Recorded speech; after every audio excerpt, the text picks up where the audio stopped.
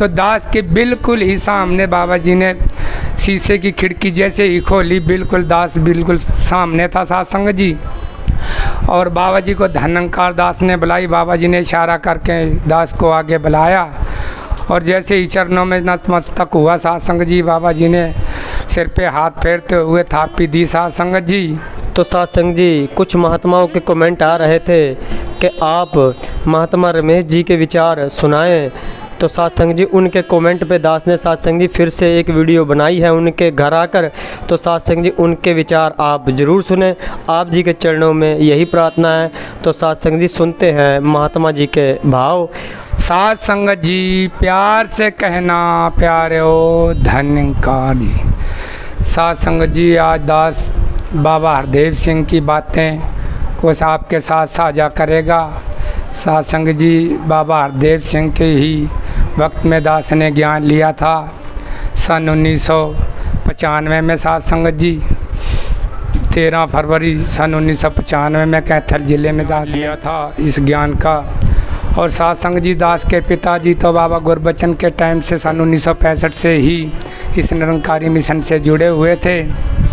और सत्संग जी, उन्होंने बहुत सेवाएं सत्संग जी इस मिशन को दी सत्संग जी, अपने ब्रांच को भी दी सत्संग जी। और छोटे से ही थे उस टाइम, दास की उम्र शायद 8-10 वर्ष हो। सन 1985 या 86 की बात है सत्संग जी। दास को सन भी नहीं पूरा याद क्योंकि बचपन था। गांव ब्रांच हलवाना में बाबा हरदेव सिंह का ये प्रोग्राम सत्संग संत समागम का हुआ सत्संग जी। तो वो बात दास को याद आ रही थी सत्संग जी, आपके साथ साझा करने जा रहा है सत्संग जी। तो जैसे ही बाबा जी का आदेश हुआ कि सत्संग जी गांव ब्रांच हलवाना में बाबा जी का संत समागम होने जा रहा है, तो 1 महीने पहले ही सत्संग जी यहाँ तैयारियाँ शुरू हो गई थी सत्संग जी। और दास के पिताजी सत्संग जी सेवा दल के नौजवान थे उस टाइम सत्संग जी। और ब्रांच बहुत उत्सुक हो गया सत्संग जी।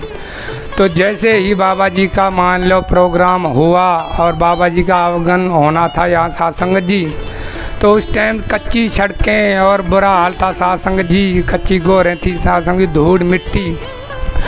तो 20-30 बच्चों को सत्संग जी महात्माओं ने हमारे को झंडियाँ पकड़ा दी कि इस गोर में खड़े हो जाना सत्संग जी। और हम झंडियाँ लेकर सारे बच्चे सत्संग जी बाबा जी के स्वागत के लिए खड़े हो गए सत्संग जी। जैसे ही बाबा जी आए तो हम झंडी हिलाने लग गए सत्संग जी। और बाबा जी का प्रोग्राम शुरू हुआ सत्संग जी, समागम लगा सत्संग जी।